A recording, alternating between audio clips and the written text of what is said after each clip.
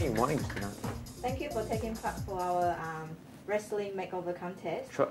So I'm just going to ask you some simple, some basic questions that has been asked in our website. Sure. So I want to know how long does it take normally for a normal consultation? Anything from 10 minutes to 20 minutes for fillers treatment. But if, of course, if you're concerned with any other treatment, it may take longer. So patients who come in who want filler on the lower eyelid or fillers on the nose may also want to find out about breast enlargement or liposuction of the tummy, then it will take longer, yes. Okay. And how long does a filler procedure normally take? Very, very straightforward, depending on the area that you do. So if it's treatment on the nose bridge, for example, it will take the whole of 1 minute or less. That's quick. That usually is very fast, because the shorter time that the patient is exposed to the treatment, one, is more comfortable for the patient. Patients will be so excited and worried, and of course the treatment being faster means that there will be less chance of bleeding, less chance of bruising. Okay. And what are the most common treatments people do for their face? Restylane or Perlane are fillers that are used to expand volume in the face. So it can be used to treat depressions that you have. So the common depressions that you have on your face will be lower eyelid depression, laugh line depression. It can also be used to enhance the volume. So for example, if the surface is flat but you want it taller, for example the bridge of the nose to make it taller, you can also enhance the lip so that the flat lip becomes thicker and more kissable to a lot of patients. If you have a flat chin and all that, you can make your chin bigger. You can also use fillers to enhance the volume of the face overall, because with aging, the volume of the face drops. So to make you look younger, of course you can go to a drastic action of doing a facelift. You can also plump up the face. So when you are rounder, when you have also what we call baby fat, you generally look younger. So you can inject into the cheeks, you can inject the holderness of the cheek, the laugh lines, the lip, the chin, and temples and the forehead, generally to smooth out depression, wrinkles, and to make you look rounder, flashier. You don't look fat for sure, because we don't put so much into you so much that you become fat, but you look younger. Okay. Yeah, I think fat is something people are quite concerned when they think about fillers. They go, oh my god, my face is going to be swollen and all that kind of thing. No. So the important thing is, of course, to impress upon the patient that the injection is done to improve 3 dimension of your face. So you look more 3-dimensional because we enhance the cheek here, we enhance the nose here, we make the lines better, we make the chin better. It's always forward, so you look more interesting. We don't put it on the side. So if you put it on the sides, of course, your face becomes rounder and fatter, and that's not what we want to do. If we want to make your cheek fuller, we inject here. We want to make your cheek less sunken, we inject here. So it's mainly to improve 3-dimensional projection forward and not sidewards. So of course, if I inject all the fillers here, you look fat, and I don't want you to look that at all. Some patients, of course, if their face becomes longer with fillers on the chin, will appear thinner. And their friends will say, hey, you look different, but I don't know what you have done. Or, hey, you look like you've lost weight. And they may not know what you have done. It's very, very simple, subtle, yet you will see an improvement. And I always take pictures of patients before the treatment. We analyze the problem of the patients using their photographs, and then a few weeks later we take another set of pictures and we can compare. And most patients will then bring a thumb drive, they download the pictures, and then they can go back and look at it and see where the improvement is. Whenever fillers disappears, which can take 1 year to anything before 2 years, then they will come back for another treatment. Okay.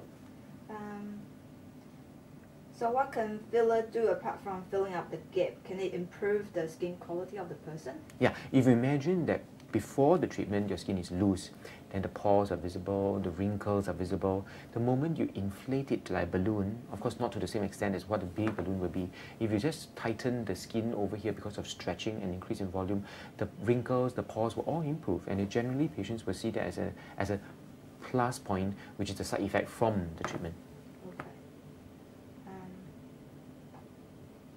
Is there anything people need to be careful of when they want to do a filler procedure? Okay, if you have skin infection, of course we cannot use filler. If you're taking aspirin for a long time and you may have problem with bruising, we may not want to do a filler. But other than that, it's a very, very natural process, because it is using a natural substance injected into the skin, which we can see, and then it degrades naturally over time. So it is a very, very safe procedure. And I'm really thankful to filler, because it expands the realm of cosmetic enhancement to a large degree. Simple, fast, safe, and natural. So is there any risk with filler procedure at all? Oh, of course. As with anything, you know, even crossing the road, there is always a risk. Like just now, I was driving through the rain and then there's a tree that fell in front of me. Good thing not anywhere close to my car. There is always risk in everything that we undertake, except that you must always consider the fact that the benefit must be very, very big and the risk must be very, very small. Then everything becomes worthwhile. It's like you buying a house or a car. It's always that way. So with fillers, the biggest risk that you have is that it is not good enough, because you know you may not have communicated what you desire. I may not have done the thing that you want, so your nose may not be as tall, but we can always make it taller in the second sitting and the second assessment. So not good enough is certainly the biggest problem. Other than that, swelling, bruising, discomfort, they're all very mild. Out of 10 individuals that do fillers, usually only one patient will take some form of painkiller after the treatment, maybe for 1 to 5 days of Panadol. Other than that, usually no other problem. You may, in certain instances, for example, after injection of the laugh lines, have an area of bruising. And this area of blue-black, which may last for about a week, it's in and below the skin. So what you need to do is just put a little bit of makeup or a concealer and then you won't see it anymore. Rarely, the fillers of course form a lump, and that's because of poor technique in injection. What you need to do is to go to look for someone who is experienced, who's a specialist in this treatment, and then you shouldn't have a problem. So what are the products that you are going to use for Mei today? Oh, okay. We are using the top of the line. You know that temporary hyaluronic fillers started in 1996, and I use the most expensive and the best possible around, and that is from QMed. It's called Restylane for the lower eyelid as well as the bridge of the nose, and then that's 1 cc. We probably use a little bit on both sides of the lower eyelid and the rest of it in the nose, and then we use another cc of Restylane, which is also a temporary filler, made of a little bit of a difference in composition, same material, into the chin to improve your chin point. And do you think Mei needs to do anything else apart from the 3 areas you mentioned?